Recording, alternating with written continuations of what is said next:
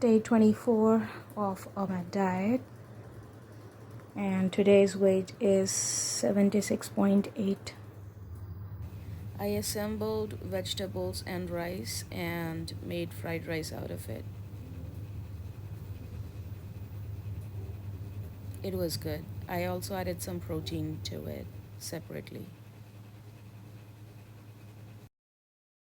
Day 25. And today's weight is 76.3.